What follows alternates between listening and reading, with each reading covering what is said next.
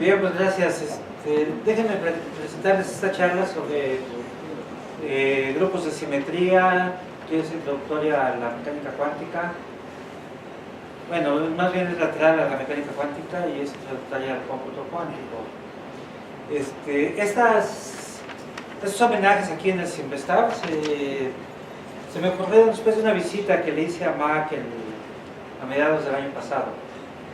Entonces, visitándolo me presentó sus hexágonos y tuve el honor de que me regalara estos dos. Me regaló también un libro que pensé que lo tenía aquí, pero lo tengo en casa. No, te regaló una cajita con tijeras y tiras de papel. Eso no, lo vi que ahí el instrumento de trabajo, pero esto ya no lo tengo. Y bueno, sé que él siempre fue muy... no le gustaban los homenajes personales, y por eso es de que, aunque le mencioné el simposio que organizamos a finales de octubre, le dije que íbamos a centrarnos sobre su trabajo, no tanto en su persona. Lo vio con gusto y con agrado, supongo yo. Y bueno, al final salen las cosas mal, porque parece que sería acorde con su preferencia de no recibir homenajes personales. Pero bueno, siguiendo sobre las líneas de trabajo que él desarrolló, permítanme hablar de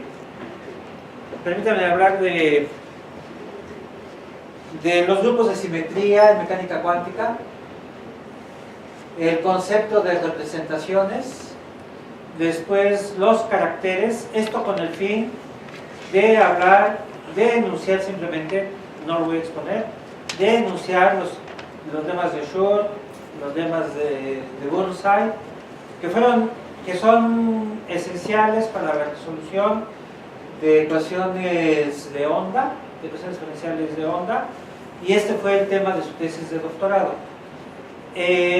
Hablando de estos conceptos, quisiera hablar de un trabajo propio que he estado desarrollando con una investigadora de postdoctorado aquí, y que hemos visto que podemos trasladar, que podemos traducir conceptos de cómputo cuántico al lenguaje de grupos de simetría, y eso nos permite hablar de una medida de entrelazamiento. El entrelazamiento, el enredamiento, entanglement, eso se usa en inglés. Es un concepto muy importante actualmente en las comunicaciones de tipo cuántico. Todavía no hay demasiadas computadoras cuánticas de tipo comercial, pero seguramente las habrá, y estos conceptos cobrarán cada vez mayor importancia. La charla es de tipo muy técnico, tiene muchos conceptos, tiene mucha notación matemática, espero no aburrirlos con esto, y bueno, me atreví a ilustrarla con fotografías de la época. Entonces nos vamos a remontar a la época de las cavernas. Para presentar los grupos de simetría, recuerdo que ODN denota a las isometrías lineales en el espacio de Rn. Entonces, como son isometrías, son bien rotaciones o bien reflexiones. Y SO es el grupo que consiste de todas las transformaciones que preservan orientación. Entonces, para fines prácticos, SO consta de todas las transformaciones lineales no singulares que tienen determinante 1. Los grupos de cristalografía son los grupos en n igual a 3, que en n igual a 3 dejan invariantes a los sólidos platónicos. Los sólidos platónicos son 5, el tetraedro, el hexaedro, el tetraedro, el dosaedro y el dodecaedro. Entonces, los grupos que dejan invariantes a los sólidos platónicos son los grupos cristalográficos y son un subgrupo de SON. GL de NK pues son las transformaciones que son invertibles Si fijamos como K un campo, usualmente en la geometría clásica el campo K es el de los números reales. En la mecánica cuántica el campo K es el de los números complejos. En la criptografía moderna el campo K es la de los campos finitos.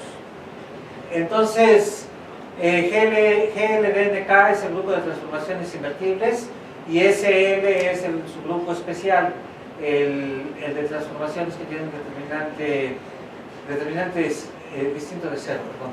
Aquí, determinante 1, ¿cómo está? O de NK es el grupo de transformaciones unitarias, L transpuesta nos da la identidad, y SO son las transformaciones unitarias que preservan la orientación.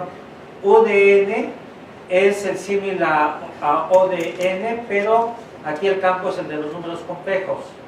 Entonces, UDN consiste en todas las matrices o todas las transformaciones lineales que al ser multiplicadas por su respuesta conjugada nos da la identidad. Y SU son las transformaciones en UDN que tienen determinante 1. Si P más Q es N, si en AN, que es la dimensión del espacio, lo dividimos en dos grupos de dimensiones, P de un tipo, Q de otro tipo, entonces O de PQ consiste de todas las transformaciones que nos dejan invariante a la matriz J. La matriz J es la matriz que parece la matriz identidad, pero tiene P unos y Q menos unos. La mecánica relativista, la física relativista, se realiza en los grupos de Lorentz que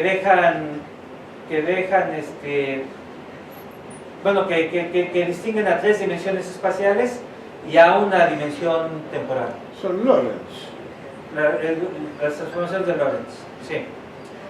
Las transformaciones de Lorentz. Y SO pues es el grupo... No son Poincaré todavía. No son Poincaré todavía. No, eso es Lorentz. Y SO es el grupo de transformaciones en este grupo que tienen determinante 1. Esos son los grupos de simetría. Tenemos que un grupo topológico es un espacio topológico dotado de una estructura de grupo en el cual las operaciones canónicas del grupo, que son el producto y el tomar inversos multiplicativos, son transformaciones continuas. Eso es un grupo topológico. Así que el campo de los números reales, el campo de los números complejos y las transformaciones lineales generales son grupos topológicos que tienen la peculiaridad de que son grupos localmente compactos. Que sean localmente compactos significa que la unidad del grupo tiene una vecindad que es compacta. Entonces, remontándonos a tiempos de la prehistoria, aquí se ve una fotografía del principio del ciclo de la década de los 70, en donde se ve que una PDP-8 cabía en un automóvil. Esto era revolucionario, ya era un ejemplo de miniaturización. Un grupo de Lie es similar a un grupo topológico, pero se introduce una estructura diferenciable en el espacio donde se sumerge el grupo y entonces resulta que las operaciones de multiplicación y de inverso son transformaciones diferenciables. Eso es un grupo de Lie, y un grupo lineal de Lie es un grupo cerrado en la topología del espacio donde se inyecta de este grupo de transformaciones. Entonces, en física, cuando se habla de grupos de Lie, en general uno se está refiriendo a grupos topológicos que son lineales. Entonces, dado un conjunto, M, sobre él podemos hacer actuar un grupo y obtener una acción. Dado un punto en el espacio y dado un elemento en el grupo actúa sobre este elemento y nos produce un otro elemento. Entonces, cuando tomamos un elemento en M y le hacemos actuar diferentes operaciones en el grupo, este nos va a definir una órbita en este espacio. Para fijar ideas, S2 es la bola unitaria de R3, S2 es la bola unitaria, es el balón de fútbol. Si tomamos una esfera, un balón de fútbol, y elegimos un eje de rotación, imaginemos el planeta Tierra, e imaginamos como eje de rotación la línea que une el polo norte con el polo sur. Entonces, cuando tomamos una rotación en el plano, dado un punto en la superficie terrestre, lo podemos girar de acuerdo con el elemento que elijamos en el disco unitario, que es el de las rotaciones. Entonces, si tomamos un punto en la esfera y lo hacemos y sobre él actuamos con acciones en este grupo, lo que estamos obteniendo son las líneas paralelas en donde está el punto sobre la Tierra. ¿Sí? Este es el concepto de acción de un grupo sobre un conjunto. Y los temas de álgebra, que es el resultado de este tipo de juegos, pues es ver cómo van actuando este tipo de transformaciones sobre objetos concretos. Entonces, tenemos que un grupo actúa sobre sí mismo mediante la operación de conjugación. Entonces, dado un elemento H en G, hacemos actuar otro elemento G minúscula en este grupo sobre H, pos multiplicándolo por G y pre multiplicándolo por G a la menos 1, por el inverso.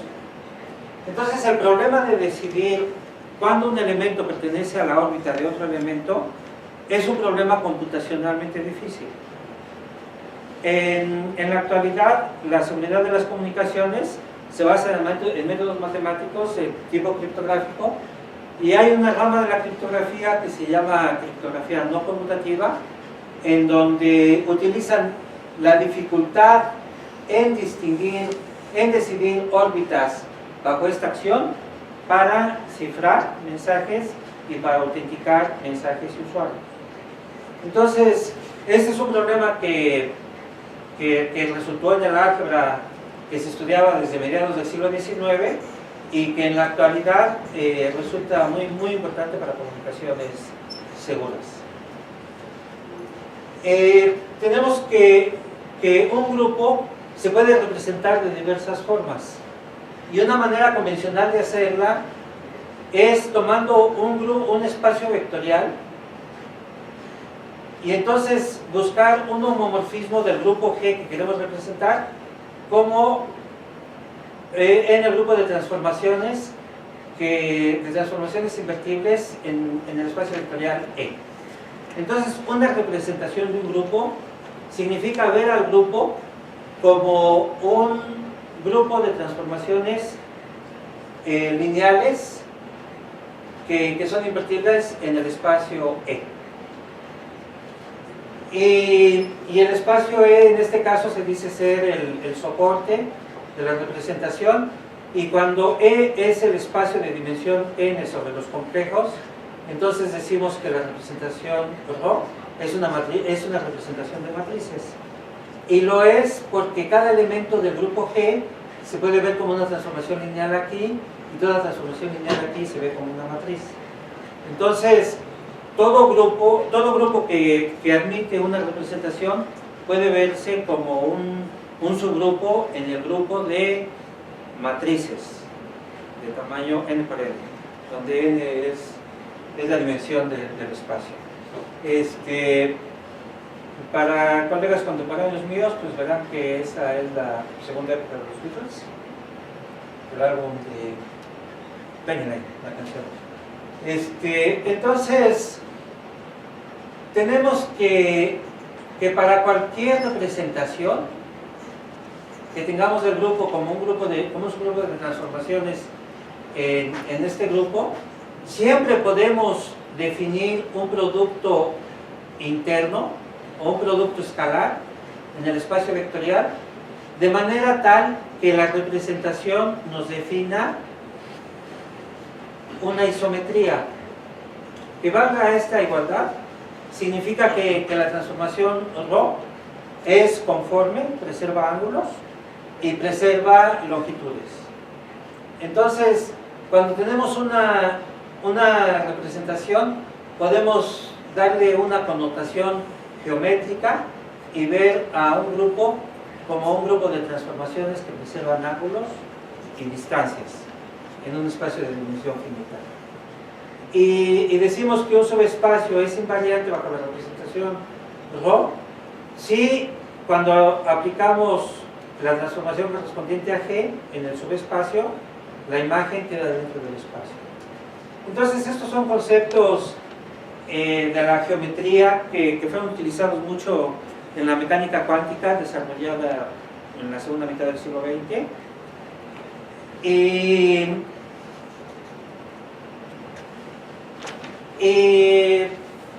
Y Mackintosh utilizó estos conceptos en su tesis de doctorado. Tenemos que se puede ver que toda representación que sea irreducible en el grupo finito siempre puede ser realizada en un espacio de dimensión finita, y una representación es completamente representable si se puede escribir como la suma directa de representaciones irreducibles. Entonces este es un teorema similar al de representación o descomposición de los grupos abelianos. Son resultados clásicos. Toda representación de dimensión finita de un grupo finito siempre va a poderse descomponer de manera canónica. Ya en algún momento, hoy día se estaba hablando de que la manera de introducir programas y datos en una computadora era esto,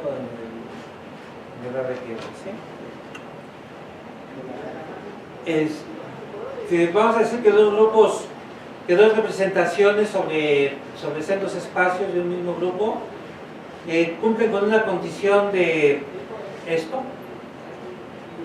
¿cómo se diría? Intertwining, de conmutación. Entreverado. ¿Cómo? Entreverado. Entreverado. Un operador entreverado es una transformación lineal de este espacio en este otro espacio, de manera tal que conmuta con la aplicación del operador T. Entonces se satisface esto.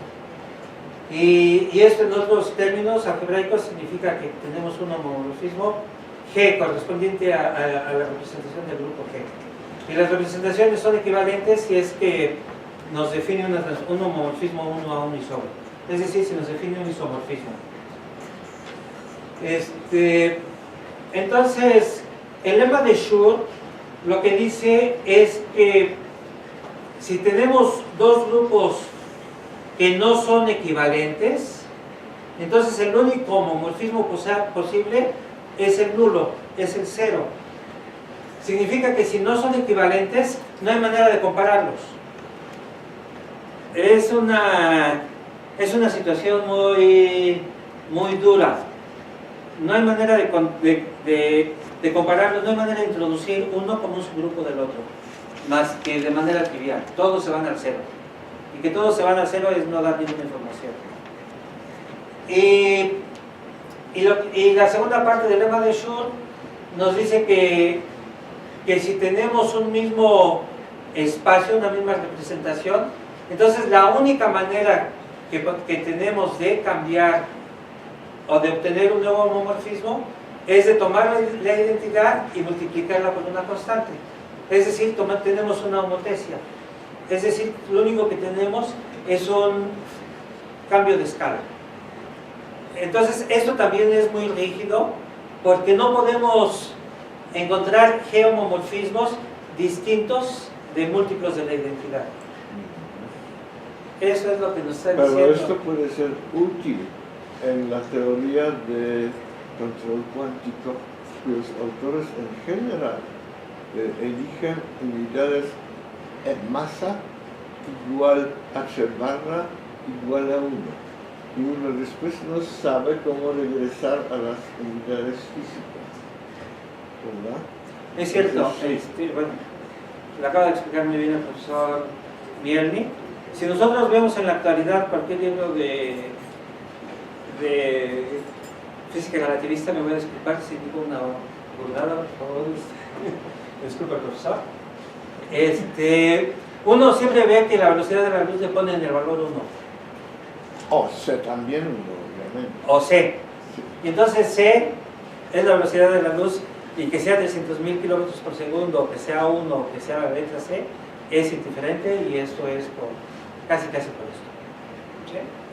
Bueno, para hablar del teorema de Born-Sand, uno, desde el punto de vista del álgebra, introduce un artilugio matemático que son esta noción de caracteres. Entonces, cuando tenemos un grupo G y una representación en un espacio vectorial, en un espacio lineal, vamos a decir que una transformación de tipo carácter es una función de grupo en los complejos, de manera tal que cada elemento del grupo G lo está aplicando en la traza, es decir, en la suma de los elementos en la diagonal de la matriz que representa a la transformación representada por G, o que representa a G. Entonces, los caracteres lo que están haciendo es aplicar el grupo G en el campo de los números complejos, y mediante un cambio de coordenadas podemos pensar que lo aplican en el círculo unitario del plano complejo, y el círculo unitario tiene una estructura algebraica bonita, una estructura algebraica bonita, el de los complejos unitarios. Entonces, los caracteres son prácticamente homomorfismos de G a esa estructura, y técnicamente están definidos de esta manera. Entonces, se puede ver que el carácter de un elemento G en G es la suma de este número, que correspondía al valor del carácter en la unidad del grupo, y ese nos está diciendo de qué grado tenemos que calcular raíces unitarias de la unidad. Entonces, todo carácter aquí lo podemos ver como una suma de este número de elementos que son todos raíces de la unidad. Es un teorema de representación, y ya para terminar con todo este tecnicismo, los caracteres reflejan muy bien la noción de composición de estados, de espacios, porque puede verse que si tenemos dos representaciones en sendos espacios vectoriales, E0 y E1, entonces el carácter definido sobre la suma directa de los espacios es la suma de los caracteres en cada uno de los espacios, y el carácter definido en el producto tensorial de los espacios es el producto de los caracteres. En el cómputo cuántico, como E0, tomamos un espacio de Hilbert de dimensión 2, una dirección horizontal y una dirección vertical. Cuando estamos en la dirección vertical, lo asociamos con el bit clásico 0. Cuando estamos en la dirección vertical, lo asociamos con el bit clásico 1. Entonces, un qubit es un punto en la esfera unitaria del espacio de Hilbert de dimensión 2. Y cada punto en la esfera unitaria nos está dando una distribución de probabilidad de que ese estado superpuesto tome el valor 0 o tome el valor 1. Tomamos un spin que tiene una cierta polarización, y la polarización puede ser horizontal o puede ser vertical. Entonces, cuando tenemos dos spins, vamos a tener un registro que no es que esté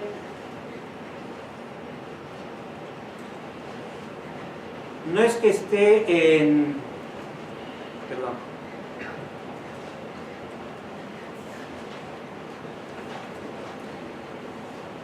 No es que esté en el producto cartesiano de los dos espacios, sino que va a estar en el producto tensorial. Luego voy a regresar a esto. Y entonces el producto tensorial de los espacios es un concepto importante y la parte de caracteres se ve de esta forma. Y tenemos que el carácter que corresponde al dual del espacio lineal es ni más ni menos que el conjugado, el complejo conjugado del carácter correspondiente al mismo espacio. ¿Sí? Entonces, mediante estas propiedades se ve que con el uso de caracteres podemos llevar un buen recuento de la composicionalidad de los espacios en los que estamos trabajando.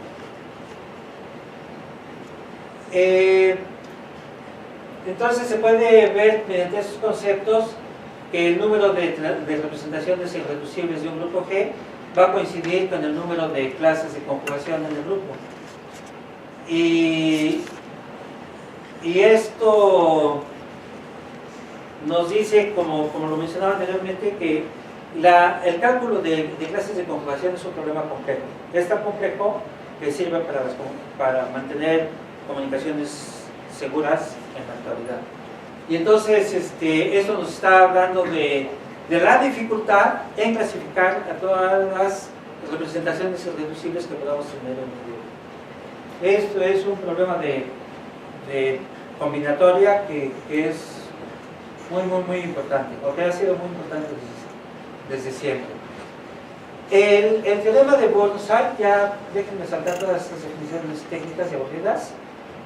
La proposición de Burnside, el teorema de Burnside lo que nos dice es que si tenemos un grupo G cuyo orden se puede expresar como el producto de potencias de únicamente dos números primos, entonces el grupo es resoluble. Que sea resoluble significa que podemos encontrar un grupo, una sucesión de descomposiciones del grupo que se van a estacionar hasta el grupo trivial, que consiste en un único elemento. Entonces, este teorema de Burnside lo que nos está dando es una caracterización de grupos solubles. Y nos da una clasificación de todos los grupos que son simples. Estos pueden ser grupos cíclicos de orden primo, o grupos alternantes de orden al menos 5, o miembros de estas 16 familias de grupos de Lie, o uno de los 26 grupos simples que se llaman esporádicos. Estos se construyen de manera muy específica utilizando grupos de invariancia de los grupos cristalográficos. Y tenemos que si G es un grupo no abeliano simple y su orden es divisible, perdón, si tenemos un grupo G que es no abeliano y es simple, entonces no puede ser ninguno de estos y significa que no debe de cumplir con la hipótesis del teorema de Burnside y por lo tanto su orden debe de ser divisible por al menos 3 números primos. ¿Sí? Toda esta es tecnología y conceptos matemáticos que fueron desarrollados en la primera mitad del siglo XX y que fueron desarrollados en el ámbito del álgebra, pero luego tuvieron aplicaciones en la mecánica cuántica. Tenemos que en una sucesión de artículos, Macintosh desarrolló un conjunto de herramientas para resolver tanto analíticamente como computacionalmente ecuaciones de onda de la mecánica cuántica. Y su tesis de doctorado, que fue presentada en el 72 en la Universidad de Uppsala, solamente consistió de una revisión, de una autocrítica de sus propios trabajos y la tesis, ¿no se ve? La tesis, esta es la portada. Como verán, la raya que aparece en medio es el filo de la tesis. Es el filo de la tesis. Entonces era un folletito todo pequeño, pero se refería a 8 o 10 artículos publicados y a varios capítulos de libros. Y entonces el profesor sueco Levin. Levin, el asesor había fungido varias veces como jurado de los premios Nobel, y él mismo reconocía que la tesis de Mackintosh tenía los méritos para aparecer en una candidatura de premios de este tipo. Esta tesis no fue presentada en el 72. El trabajo que hemos hecho aquí en el CIMESTAF procura transportar la noción de qubit de qubits y de qregistros al lenguaje de las transformaciones en grupos de simetría. Entonces lo que sigue es trabajo que he desarrollado con Dalia Cervantes. Tenemos que el espacio de los qubits es el espacio de Hilbert de dimensión 2 sobre los complejos, y el espacio de los qregistros es el producto tensorial reiterado de esto. El símil que me gusta hacer para presentar esto es el gato de Schrödinger. El gato de Schrödinger está muerto o está vivo. Entonces, cuando el gato de Schrödinger está en su jaula no sabemos si el gato está vivo o está muerto. Cuando abrimos la jaula y tomamos una medición, ya vemos si el gato está vivo o está muerto. Entonces, cuando tenemos un solo gato, tenemos dos posibles estados deterministas: gato vivo o gato muerto. Pero si tenemos dos jaulas, entonces tenemos 4 configuraciones: muerto, muerto, muerto, vivo, vivo, muerto, vivo, vivo. Si tenemos 3 gatos de Schrödinger, tenemos 2 al cubo configuraciones. Si tenemos n gatos, tenemos 2 a la n configuraciones. Hoy, todo el cementerio. Entonces, en el cómputo cuántico, cuando tenemos n registros, vamos a tener 2 a la n posibilidades. Entonces, la aplicación de una compuerta cuántica significa, en un solo paso, hacer variar una configuración de 2 a la n posibilidades en otra configuración de 2 a la n posibilidades. Esto es lo que llaman la capacidad intrínsecamente paralela del cómputo cuántico. Entonces, cuando formamos productos tensoriales de espacios de Hilbert, lo que estamos haciendo es ir multiplicando dimensiones, es decir, construyendo cementerios de gatos de Schrödinger. ¿Sí? El espacio de los clásico de los bits es el 0 y el 1, y entonces el valor 0 se identifica con la dirección horizontal, el valor 1 se identifica con la dirección vertical, y entonces podemos formar productos tensoriales de estos qubits y obtener un nuevo qregistro. Este es un n qregistro, pero es un vector que vive en un espacio de dimensión 2 a la n. Y entonces fijamos la base de esta manera. Al espacio de los qubits, que es el espacio en el círculo unitario de los complejos, lo vamos a introducir en este espacio, en este grupo de simetría, de esta manera.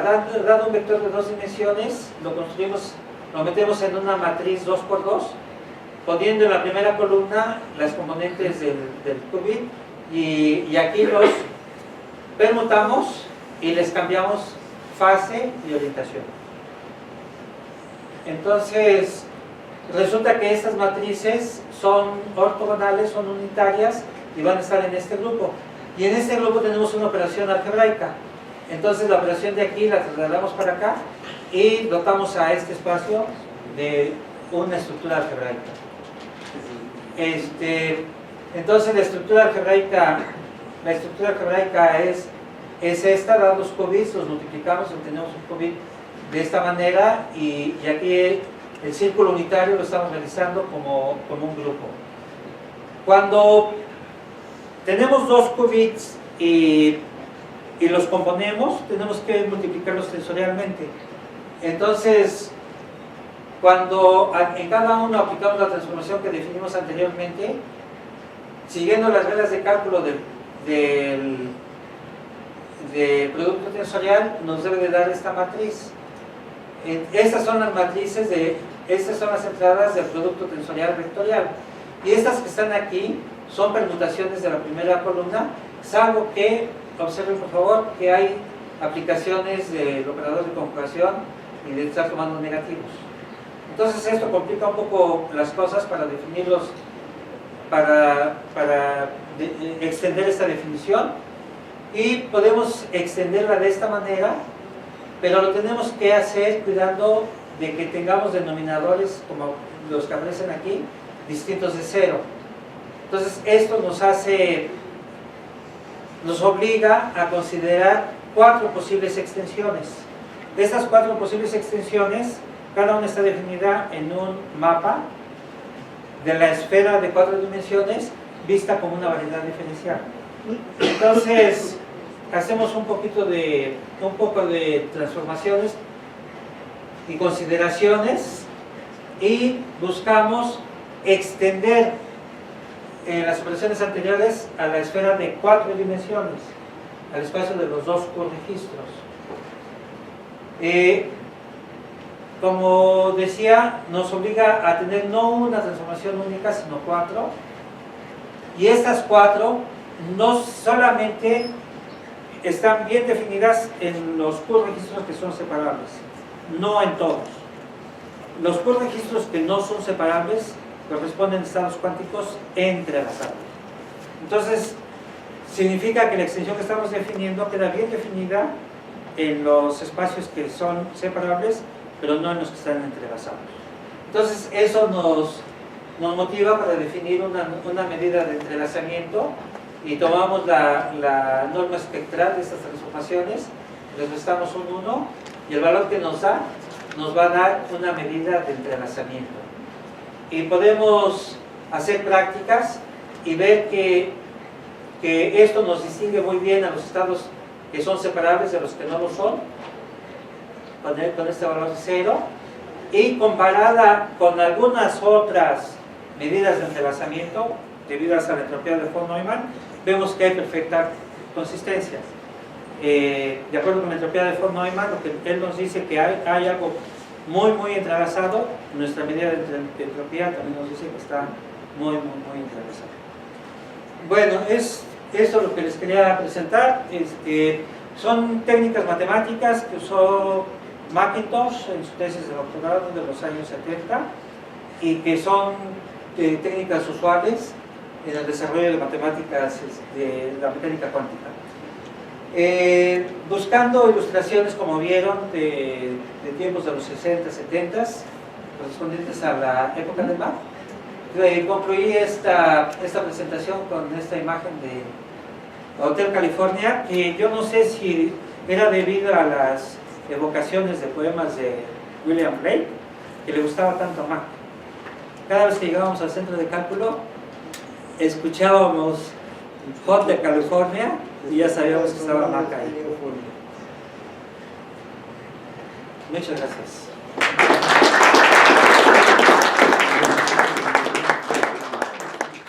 ¿Alguna pregunta o comentario? En la parte que mostraste, en cierta forma se podría modelar pensando en cómputo no determinista. Nada más está procesando en cada estado un número infinito de pasos, pero supongo que tiene más, que es algo que no llegas a presentar o algo, todo el aspecto probabilista. Así es. Para que no quede englobado, nada más que lo puedes simular todo con máquinas no deterministas, ¿no? Así es. Así es. Efectivamente, el cómputo cuántico es un paradigma de computación formal, ya tiene muchas aplicaciones, efectivamente en la actualidad ya tiene muchas aplicaciones, pero el cómputo cuántico puede diferir del cómputo clásico en esa posibilidad de tomar varios estados a la vez. Y en la actualidad existe una jerarquía de complejidad, considerando el cómputo cuántico, y otra jerarquía polinomial, considerando cómputos deterministas o cómputos no deterministas. Entonces, la compaginación entre la jerarquía polinomial determinista, BQP, que es la jerarquía de complejidad considerando el cómputo cuántico, y NP, que es la polinomial considerando cómputo no determinista, sigue siendo un tema de estudio y hay muchos problemas ahí abiertos, como los que mencionó Guillermo. Efectivamente. ¿Alguna pregunta? Yo quiero notar, sin embargo, que hay algunos fenómenos que parecen significar el peligro que esta simultaneidad de dos trayectorias coherentes o más trayectorias coherentes se rompe. Y esto es Wheeler's Delay Choice Experiment, por ejemplo.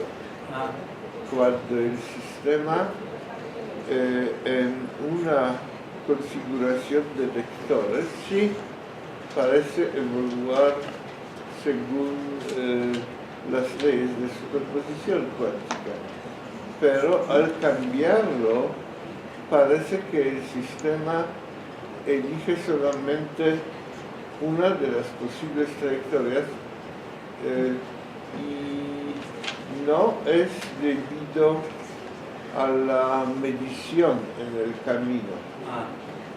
Entonces también hay que tomar en cuenta unos ciertos peligros. Últimamente salió un artículo en Science de un tal Lloyd, quien describe un fenómeno como la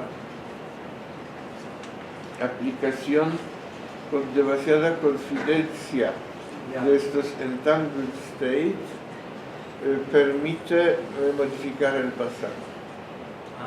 Yo todavía no, este último artículo estoy disimulando que lo absorbí porque no lo absorbí verdaderamente, pero el hecho es que tales trabajos aparecen. Muy bien. Ajá. Bueno. Pero muy te bien. voy a pasar en algún momento Por favor. este artículo. Por favor.